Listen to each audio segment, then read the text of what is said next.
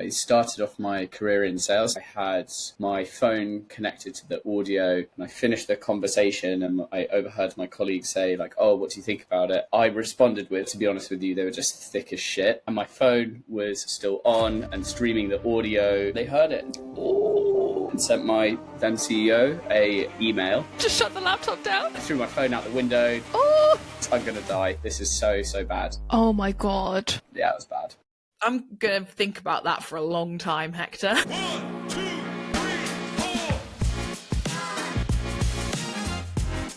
4. This is all really boring. I can't believe you just said that to us. Wow. Hi everyone and welcome to another episode of Blame It on Marketing. We are going to be talking, I guess again, but coming back to B2B influencers and what's happening in the market because it's evolving all the time and things are changing all the time. And we have the awesome Hector with us to shed some light on that today, but I'll let him introduce himself.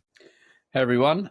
So my name is Hector Forwood. I'm the co-founder and CEO of Flooencer, which is a business influencer marketing agency and marketplace. So we connect B2B brands with thought leaders, content creators, and any business professionals that produce social content. Awesome. Well, this is going to be a good chat. But before we get into it, we need to know your deepest, darkest marketing and or work fuck up. Right. So I'll take it by the word you said, fuck. We can swear on this. Yes, you can. You can say whatever you like as long as you're happy for it to go out into the public domain. Okay, sure. So I'll do two different examples because one is in marketing and then the other one will be work related. So the marketing one would be, so I have an investor community as well called Revenue Syndicate. And in the UK, they basically said that they were changing a bunch of the investor guidelines and we copied and pasted an article to go out to our community in a newsletter. And bear in mind that this is heavily regulated. It's like FCA and you can't make mistakes. And we thought, oh, this is all really boring. We're just going to get an AI to condense it down into this newsletter. And we essentially put out a newsletter to like 1,500 people that said something along the lines of, we're just going to take all the money from the startups and we don't care about investor credentials. And it was so bad that like 3 people actually posted about it and we had to write an apology newsletter, like I'm going to say 35 minutes after it went out. That was bad. Oh my God. Yeah. Was it just a summary that basically made it sound like yeah, that? it was just like a combination of hallucination and summary, which was really embarrassing because the kinds of individuals that make these investments are usually pretty serious and obviously it's like there's a lot of legal ramifications, so it's not something you can make a mistake in without it coming back to bite you, and it did. But that was thankfully quite a while ago now, and I think most people have forgotten it until I've refreshed their memory if they happen to listen to this. Then the work one was, I started off my career in sales and I was an account executive, and for some reason the audio on my laptop wasn't working and I had my phone connected to the audio. My colleague was sitting towards the end, like the other side of the room, and I finished the conversation and I overheard my colleague say like, oh, what do you think about it? And they said, I responded with, because I was very naive, I'm pretty sure they're going to buy it, but to be honest with you, they were just thick as shit and like they just didn't get it, but they'll give us the money. And I looked down to my right and my phone was still on and streaming the audio into the web meeting, and they heard it and sent my then CEO a email, and I got ahead. I panicked, like, hung up, pushed everything off, and I was like, just shut the laptop down. Yeah, just panicked, like threw my phone out the window, just as like, I'm gonna die. This is so bad. Ooh. Then I called up my CEO because I was like, I'm pretty sure you're gonna get an email in the next 2 minutes, like basically get ahead of it. This is a lesson for everyone. Own up to mistakes, get ahead of it before someone else paints the narrative. And sure enough, that email came through. And said referred to our intelligence as thick as shit, and we won't be buying your services and yada yada yada. And so I sent them some nice flowers and said, I'm an idiot, I'm very sorry. I'm thick as shit. Yeah, I'm thick as shit for not hanging up before I commented on it. Yeah. Well, the irony That's of that awful. whole situation is awful. Yeah, it was bad. I'm gonna think about that for a long time, Hector. Yeah. Oh, especially when you're in sales, that oof. How long did it take you to how long did it take you to like emotionally regulate yourself again and not think about it constantly? I remember I'm very grateful actually, because this was in a slew of work fuck ups, and I think this was number 3 in the space of a month. And I was like, I'm going to get fired if I keep making mistakes like this. And when you're quite, I guess, like agitated, a little bit anxious, and you end up, because you're trying to compensate for these mistakes. You're making mistakes, right? And you just end up making more. It was a very difficult period, but thankfully I didn't get sacked, and stayed with that company for a few more years. But I was definitely in the earlier stages of my career and emotional maturity, I guess. Now we all have learned that we don't call our clients thick as shit. Even if it's what you feel. Keep it on the inside. Indoor voices. So we had a little pre-call before our podcast, of course, and you were sharing some of the things that you're seeing happening on LinkedIn and in the B2B influencer market, which is, I assume, mainly LinkedIn anyway, in terms of reach. But one of the interesting things you mentioned was that B2B creator reach has dropped by 55%. And when I say creator reach, I mean organic. Are you seeing any kind of strategies that creators are using to kind of get around that, to increase their organic reach again, or is it kind of just battling against the algorithm at this point? I mean, with any social media, there's always this battling against the algorithm, and whether you're the B2C side or the B2B side, everyone's going to be complaining about the algorithm in some way, shape, or form. And a lot of this research was done by a fantastic creator called I think it's Richard Van Bloom is how you say his surname. Released a almost 215-page PDF on it, so you can read about it in great depth. It is a really amazing, quite dry, but for me, like, I have to read it to know what's going on in our industry, and then cross-reference with a few other sources. But he essentially drew the line to say, like, it's heavily dropped by about 55%. And I have a hypothesis around this, that it's because LinkedIn for the first time has acknowledged B2B content creators exist. And so what we're seeing the content creators do is pretty much the same thing, but I think they're trying to create more assets that have more sticking power. So what I mean by that is, rather than something that's just like a post, like you were saying, we just put anything out, my thoughts, feelings, and emotions on the channel. They're trying to release more PDFs, carousels, things that will be with SEO and stuff, and like pick up views over a period of time. Try and get more long tail impressions, rather than how it's always traditionally been, which is like the first 5 to 7 days you will get 95% of the impressions, which still holds true to an extent, but there's more of an investment in the long term. The other thing I've seen creators do is just mix up their media more. Like, a lot of creators have shifted from solely text or solely image plus text to doing video and experiment, because no one's quite figured it out yet. Like, you still can go viral, you still can get good reach. It's just way harder. We did actually record an episode with someone who used to work for LinkedIn the other day, and I think the overall message takeaway from it was, we're not even sure they know what's going on. So not that person, LinkedIn, just to be clear. So yeah, interesting stuff. We also talked about this like creative kind of pricing bubble, because for B2C, it's kind of well established. I think we now kind of know like what we should expect to pay an influencer depending on, their spheres of influence and how big they are. What about B2B? Because it kind of feels a bit like the Wild West. We've got people who are charging like $3,000 a post, and then we've got other people charging, next to nothing, but then, churning out ads left, right, and center. So how could you even like go about figuring out like whether you're getting kind of a good price, and like whether, someone's just kind of taking the piss, I guess? Yeah, I mean, this is the B2C world struggled with this issue really badly. And so 2014 was like influencer marketing really exploded, with Gymshark popularizing through Z's, I think the guy's name was. And then everyone jumped on the bandwagon as like this amazing strategy. And the price for creator sponsorships basically just went up and up and up. Then there was a correction, thankfully. And now it's kind of well charted out. And there are obviously some circumstances and people and niches which can charge a higher premium, much like in B2B. The problem you have with B2B, and I saw a post about this from a gentleman who runs a LinkedIn influencer agency. So he represents like a lot of the biggest creators, super lovely guy, like massive fan of him. But I think we've got some differing opinions when it comes to creator pricing and the ROI that these creators get. So The difference with B2C is I can get my credit card out. I can, spend $5 and buy like a toothbrush or whatever it is really quickly. When in B2B, if you're trying to convince someone to spend $60,000 to $100,000, they're not going to do that. Just like get their credit card out. So the ROI, the time for ROI could potentially be 6 months before you know that paying that creator's worked. And the other thing is the creators know the value of the ACV of some of these products. So if you have a brand partnership with, let's say, like Pardot is the Rolls Royce of enterprise marketing automation software. It costs like, I think it's like 60K. To us, Hector. Huh? I can't believe you just said that to us. We're HubSpot girlies. We're like, what? What are you saying? Anyway, carry on. Sorry. No, but Pardot's very specifically for like audience labeling, email. Yeah.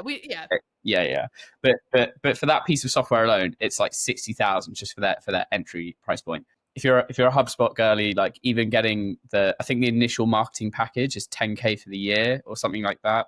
The CRM is different; it's a bit cheaper.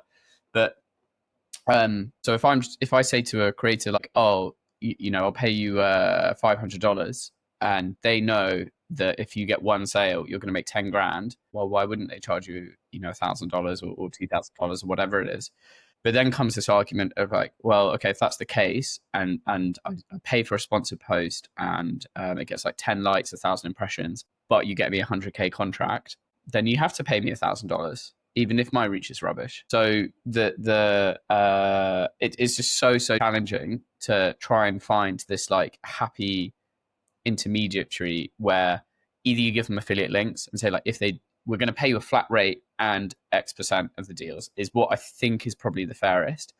Because at the moment, I just can't justify paying a creator who's getting 50 likes a post, has like 30 or 40K followers, $6,000 for a minimum of 3 months. So you're actually spending 18 grand for if I got, $6,000 for writing 20 lines of text every month, that's the dream. I'd retire. and I think there needs to be some accountability on the creator side for that sort of thing, and actually being proactive in building a partnership where you're going to get these deliberate results. And if the brand says back to you like, well, this post didn't perform that well, actually it didn't help do XYZ. I feel like because you're asking for so much money in B2B based off, the comparison of like doing how Instagram and whatever else works, then I think you should try harder to get that ROI, because unlike in B2C marketing, they've been doing it for ages. There's proven attribution models. It's still a bit of witchcraft and no one's like really nailed it, but there's a lot more guidelines. Whereas B2B, it's such a new space. You've got much longer buying cycle, more complex buying cycles. And inevitably what ends up happening is at the top of the market, you have brands like HubSpot, Notion, I think Salesforce, and a couple of others I can think of, who are just pouring money into, let's say, the top like 2 to 5% of creators. Mm-hmm. And because they've got endless marketing budgets, they're like, I got 10,000 views from paying $5,000. The other marketer in like the B2C world would think you're absolutely insane for doing that. And then inevitably what happens, those top 5% creators speak to the creators who are like maybe a bit smaller or a bit newer to the game. And then those guys think that they can charge like $5,000. And then they're not going to get ROI. And then the marketers aren't going to reinvest in the smaller brands are not going to reinvest into it. And so it's a pretty vicious cycle. You can do a lot of damage. I think as well, when you're thinking about B2B, like the sales cycle is long usually, right? So like it's not even like you said, 3 months and a post per month. Like that is like scraping the bottom of the barrel when it comes to like how many impressions and how many touch points you actually need in order to influence, let alone convert a sale. So I think as well, like that, the sales cycle and the ACV means it's kind of not, I posted one link and how many people went to your website. Yeah. It's more like a ongoing, what are we doing? What are we like promoting? Brand partnership. I think that makes more sense than just here's a post. Same. I feel like that the revenue thing for me feels weird. Like I'm like, of course, yeah. Like, and also I can't imagine any content creator wanting to wait 9 months for a deal to close for them to get their like meaty paycheck as well. Because I get it. Like we're consultants, we get it. You're not going to want to wait for that to happen. I do think, seeing it as more of a brand partnership opportunity, like an awareness play, a kind of like, this is who we are as a business, this is what our stuff actually does. Having that like good quality content created by a content creator that showcases what you do to their audience is... That's not 3 posts, right? Like, no, that's not 3 posts. You that's can't like do that in 3 posts. That's an ongoing relationship that's got more longevity. Yeah, I feel like the tying it back to like actual deals closing feels to me weird. It just does feel weird because it's B. Yeah, there's the way I described it to someone the other day is like B2B marketers think of $1 in, $2 out, and that's it. There's no like the brand value and those kinds of things. So we're actually going through some internal changes at the moment about how we articulate this more as a kind of like how PPC like ads run, like touch points, but the touch point from a paid ad is different from a touch point from a creator. Exactly. And weighting that. Yeah, it's like dealing with the like we were talking about this the other day with the guys from the Marketing Dribble podcast to do with the marketing funnel. We were saying like, don't think the funnel's that helpful. Talking about it like the 95% who aren't in market but need nurture and education and support or whatever you want to say, or fun, and then the 5% who are. I feel like your B2B influencers are sort of there for the 95%. In my mind, they're not really there for the 5%. The 5% are in market. That's what the rest of the marketing kind of does. I don't know if you guys agree with me, but that to me feels like the way. Assume if there's a direct conversion from an influencer post, it will be the people in the 5%, not in the 95%, because like, they're ready to buy something, right? Like, and if they do, you just got to catch them. If you do convert off an influencer post, I mean, I don't know, Hector, you obviously know way more about this than we do, and how often that phenomena happens. Maybe we're just too cynical. Yeah, I feel like we're very cynical. So some brand, I mean, I would say this, but let's say 80% of our campaigns are successful. So 80% get a positive ROI from investing in the influencers. And we kind of, during the process, when we start building the campaign brief, we ask what the objectives are about, how are you judging success from this? And every brand has a different definition of what that success is. What the kind of trend that we're seeing is if you're a like low ACV product that is sold to sales development representatives directly or AEs directly, where there's obviously a much bigger volume of them, I can sign up, go on a free trial and everything. Then it is very much like click, sign up, so on and so forth, and that's about as kind of easy an attribution model as you can make, successful or not, if that's what you're doing. However, again, when you get back into the bigger ACVs, the lines of attribution and what they're actually doing becomes much more of a brand awareness and what I would call like traditional marketing in a sense.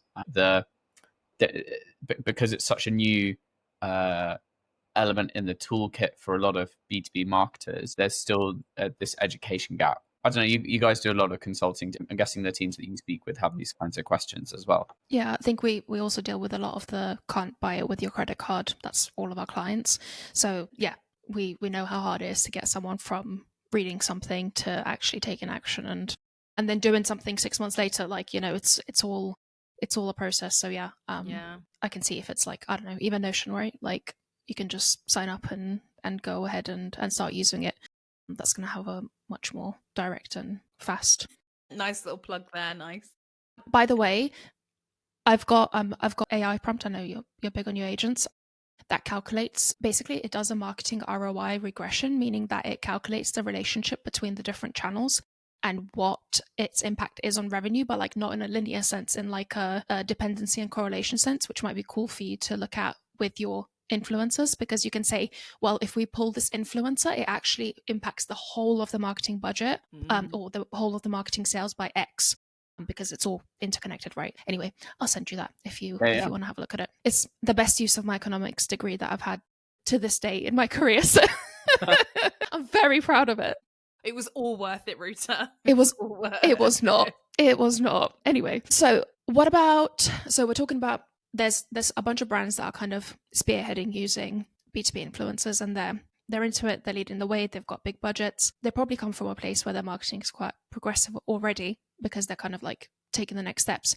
What about kind of more technical B2B brands? What can they be doing in order to maybe take advantage of that, or even to just create better content when it comes to working with influencers? By more technical B2B brands, do you mean something like a comparison of something like Loom or Vidyard, which is just easy, you install it and do a video, versus something like Oracle, which is like database infrastructure and things like that? Snowflake or whatever, yeah. Okay, so Snowflake was one of the brands that we've worked with, and we did a campaign with them, and there are a few different, we were promoting Cortex, which is a new model that they're doing that's used for something called RAG, which basically allows you to test LLMs and make it better and yada, yada, yada. So deeply, deeply technical product. They were going after pretty much the entire data teams. So CDO, chief data officers, heads of data, data infrastructure engineers, data analysts, all of that. And those sorts of individuals are not going to respond to a meme. I mean, they might do, but it's not really going to do much beyond being like, okay, that's kind of funny. So we found creators who were as deeply technical as their audience that they were trying to reach, and got them to create various graphics about the before and now. So before Cortex, afterwards, how you could use it in different, very advanced use cases. This, it was beyond my technical understanding, but thankfully we found creators who knew what they were talking about. And I think this is an important note to distinguish between the three categories of B2B influencer. So you have a content creator, which is a really common thread is a day in the life of someone in marketing, an account executive, and they film themselves and they have their lunch, be like, 11 o'clock, I responded to some emails, I made some cold calls. That's a content creator. Or they make kind of like sarcastic videos, post memes, things like that. Then you have thought leaders, who are the people at the forefront talking about initiatives or strategies, or discussing experiments that they've run in a data-backed and meaningful way, and are true subject matter experts in their field. Everyone wants to work with the latter, but there aren't that many of them depending on the industry. And then you also need the content creators to support them, because basically the content creators get reach, and LinkedIn is so heavily cross-pollinated off comments and likes, like way more than any other platform. So you need both in a campaign. In the Snowflake example, they created very complex graphics talking about these things, which I have no idea about, but their audience understood them and they really resonated with them. So that was very much here is a easily digestible GIF or visual to articulate a very complex problem in the most simple way possible. The second thing was they chose specific workflow, because this thing did so much. I think we limited them to 3 feature sets to keep it focused. But the 3 things they picked on all of the features that it could do were some of the most common problems that people would encounter. And that worked really well. I recently saw Snowflake themselves promote something else, which was they got a creator to go to their conference and then film their experience walking around, being like, this booth is really cool. Like, hey, here's an example of how Snowflake Cortex AI works, and yada, yada, yada. Which is in between this and blend of day in the life content, of Yeah. exactly, and allows people to connect with the creators, because when we did it was all really technical people, and anyone outside of that bubble and understanding is isolated, and then it becomes very much like almost like that lead generation piece that we were kind of talking about. And then to your point, you mentioned earlier, Emma, is like that was more of like a brand awareness thing. Is like, hey, we're a cool, fun data brand. It's almost like lifestyle influencers, but for work. Yeah, exactly. You know what I mean? That's like, a really yeah. good, Yeah. Are we those? I don't know which ones. I like to think we're a cross section between the two. We're like a funny subject matter expert that doesn't take itself too seriously, I think. Yeah. I think that's where... Isn't that what everyone wants to be? Well, some people just do it naturally. I guess, yeah. Maybe we should have more fear, but we just don't care anymore. We just say stuff and it's fine. Like, if it is what it is what it is, Whilst I feel like when you're heavy subject matter, you kind of just, it's very, very like, make sure it's factual, make sure it's correct, make sure it's like very, straight and narrow.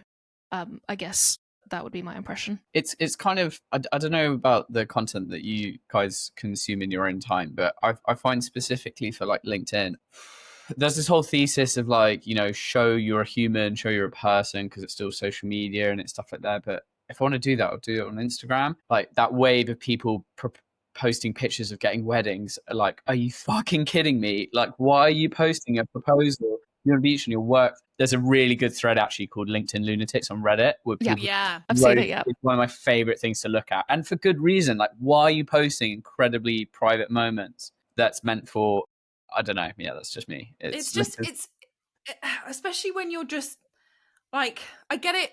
I do understand people in a more influencer context posting maybe personal things because they've got this audience, people are a bit more personally invested. I do understand some of that.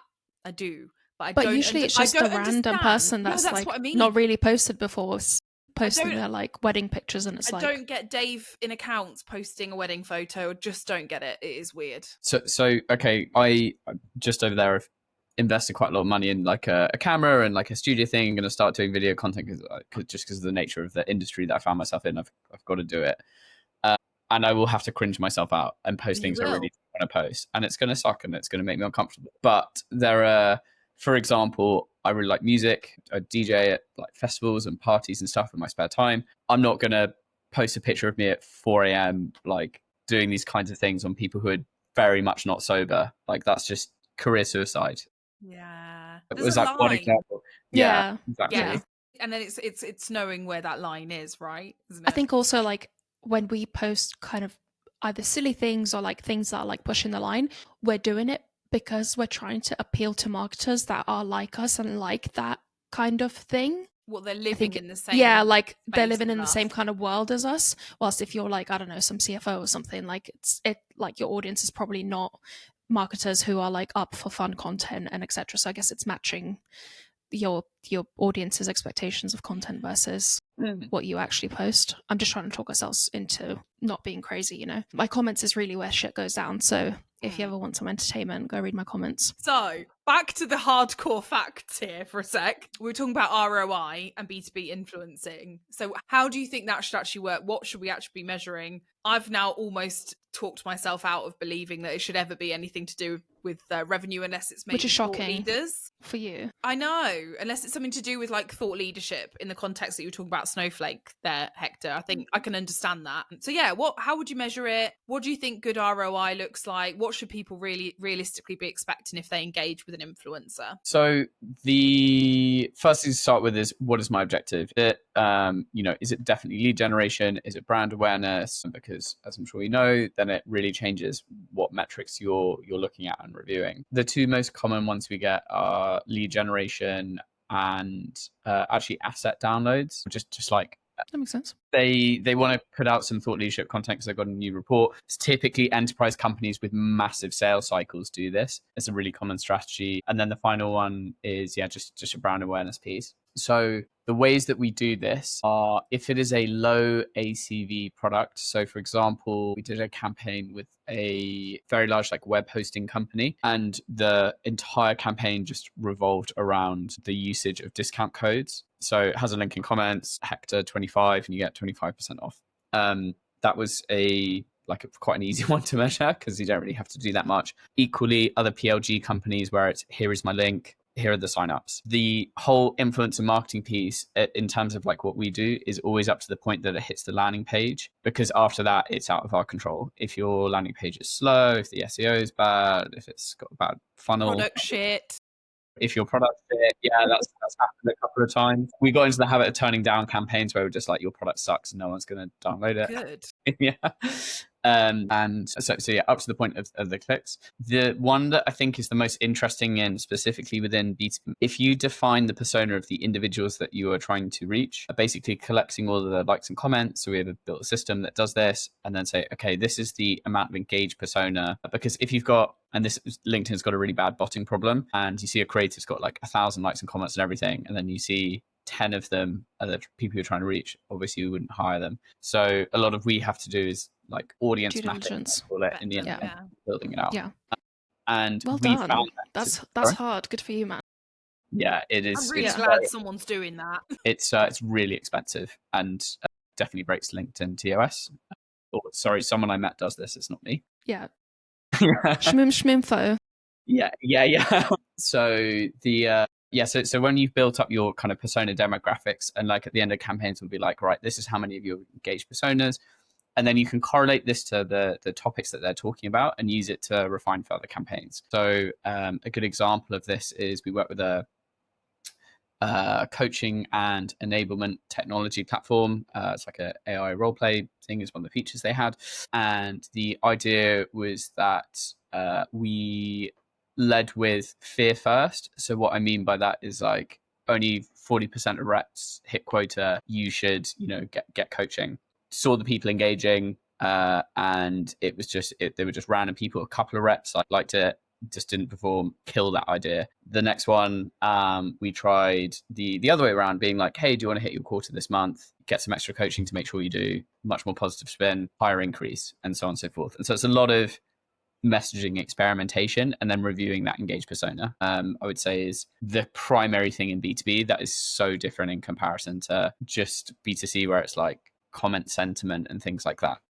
Yeah. Do you ever run campaigns where like the client is like very specific on what they want the campaign to be, blah blah blah, and then when you look at those stats, like the people they're attracting are completely different to what they thought they would be attracting? We get sent some ideas from more traditional companies that they've just got so set in their ways that this is the way to do marketing, and they're too scared to experiment with even 20% of the budget. And we've tried making business cases to be like, please let us do something slightly different or slightly off guard, and they say, well, no, you're our agency we're collaborating with, we would want to pay you just to like jump how high sort of thing mentality. Yeah. So that can be challenging, and some brands we work with are scared. I think the kind of differentiator is if it's a less legacy industry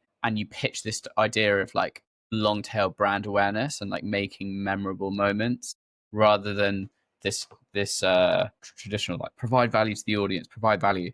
There's only so many infographics I can download. There's only so many frameworks I can put my AI and do whatever. And if you get the blend right, then they're awesome campaigns. But I think too much of it is in this slightly old school mindset for sure. That makes a lot of sense. So you mentioned that but some of the bigger players have really big checkbooks when it comes to throwing money at influencers. Is there any tips that you have? Let's say if you're a smaller brand and you think that this would be a really great strategy for you, but don't have the huge budget. Any tips on how you would go about working with influencers? Yeah, I think there's a few different ways of going about it. So for example, it depends what medium you think your audience hang around with. So we're actually just expanding into TikTok and YouTube and finding like really niche micro creators in specific subsets, because they're typically more affordable. A lot of the LinkedIn creators that people are familiar with and pop up in their feed would have been approached maybe by your competitors with bigger brands. And it's harder to strike up those conversations. The way I've seen a couple of brands do this, I don't know. It worked last year, but I don't know if it would work this year, just because like some of the creators we work with get 10 proposals a week. Girl. It's honestly some of the payouts for some of the creators. I need to change career.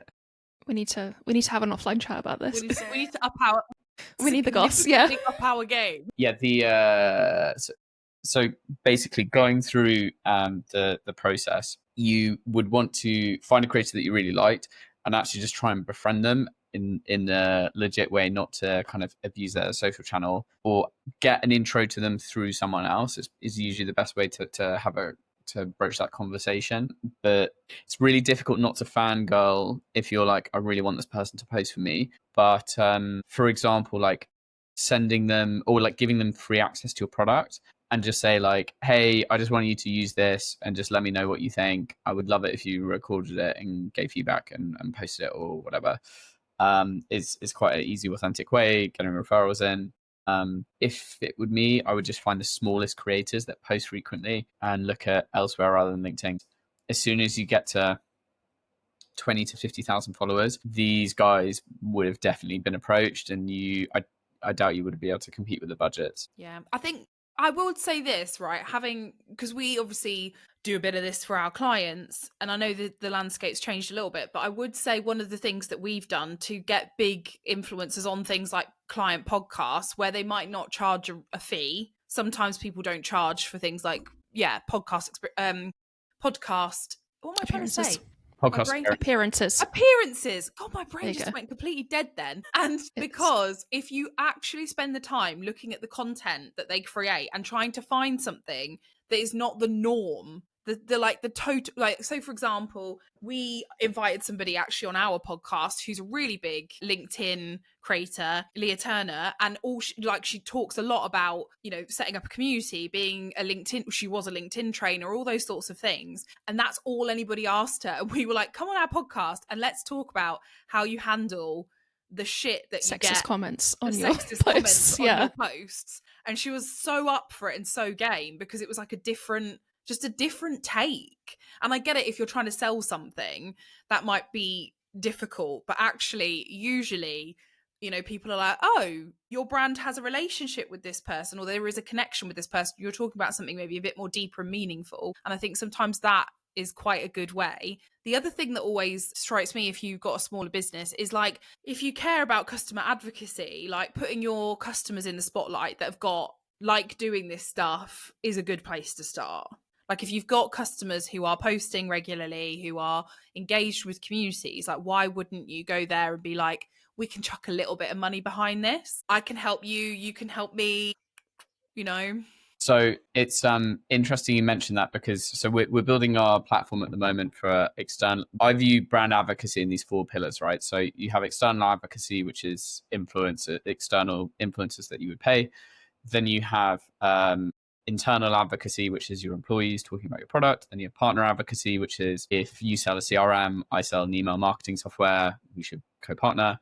And then the last is your customer advocacy, is the final pillar. And if you manage to nail all 4 of them, then you can advocate for your brand.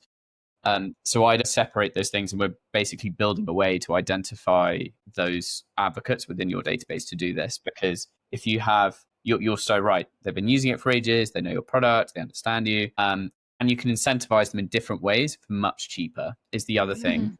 Whether that's running like spiffs and contests or whatever else. Yes, it's a much, much better way. And so you're right. People always ask me because we have quite a high ticket price, like it's not cheap. But when people come in with like a $500 budget, I'll still have a conversation with them and say exactly what you just said, Emma. I'll just be like, go and talk to your customers, get 5 of them to post about you, see if you get any returns or result. Yeah. And then invest into it if it does work. Yeah. God, I mean, we worked in a business where we did that, didn't we, Ruta? Lots of the content we did was just co-created content with customers. That was probably the vast majority, apart from like some good thought leadership in there too. And some bad thought leaders in there too.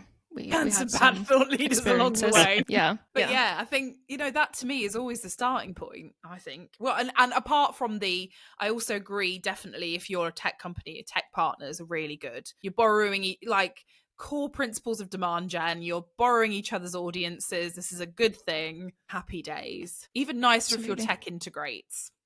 LinkedIn, Lovely. can you open your fucking API usage, please? Thank you. Please, for the love of Jesus God. Christ. Why do I have to break your TOS to get impressions? It's so stupid. Every other Yeah. I really hope the CMO of LinkedIn listens to this. Obviously. Or sorry, head of product even. Head of product, yeah. We'll send it to them directly, just this clip. Just that snippet. That snippet. So, should we round up with some marketing gossip? Something that you've been loving or hating that you've been seeing? I assume you're on LinkedIn, so you see loads of shit, but maybe it's outside of LinkedIn. I don't know. That I do. Okay, what am I loving at the moment? The thing I love the most is really pathetic beef between 2 companies that call each other out. And it's just like, what are you doing? You're doing this in front of so many different people, and you're meant to be professional corporate companies. It's hilarious. So obviously the most famous one was probably like 2018, which was Sales Loft versus Outreach. Then Adam Robinson's 6 Sense was classic. That was great. Then like when people post legal letters and lawsuits on it, just one of my favorite things. I think the Germans call it Schmadenfreude, which is like happiness in the pain of others. Yeah, exactly. So I get off on that because I'm deeply sarcastic and twisted. Things I'm hating right now.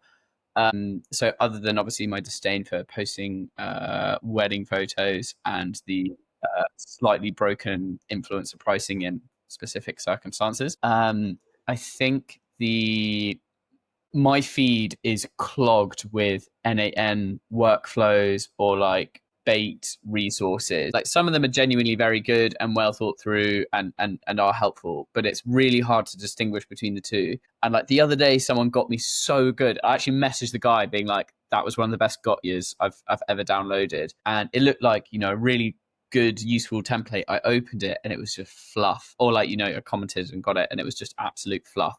It was ChatGPT generated, no actual protein in it, but the visualization of how they delivered it was top tier. So yeah, that's Did they respond? what I hated. Yeah. Did they respond? I did get the wait, sorry, they responded in terms of they sent me the PDF through. Yeah, when you said that was a good got you, did they respond? No, they didn't. No.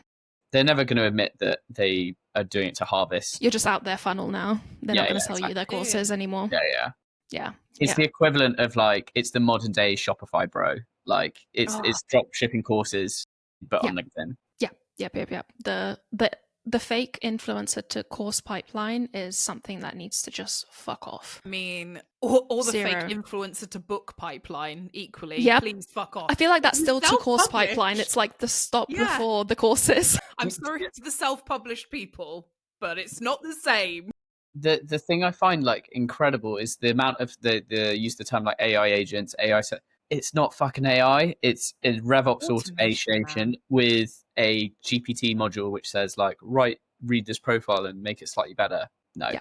Or like change the date format from day, month, year to year, month, day. I don't know what they're talking about now, because every time I see this stuff, my eyes glaze over and I scroll on and look for people's wedding photos. I'm joking. I don't. Yeah. I'm not interested in that. Show me a picture of your dog. I did put a picture of my dog this morning on my LinkedIn because I just had enough. No. Just had enough. All I do is post meaningful marketing content and nobody gives a shit. So if you're listening to this, go follow Hector. Go encourage him to post more regularly, and hopefully you're going to start making videos soon so we can listen to your musings. Thank you so much, and we'll see you in the next episode. Thanks so much for having me, guys.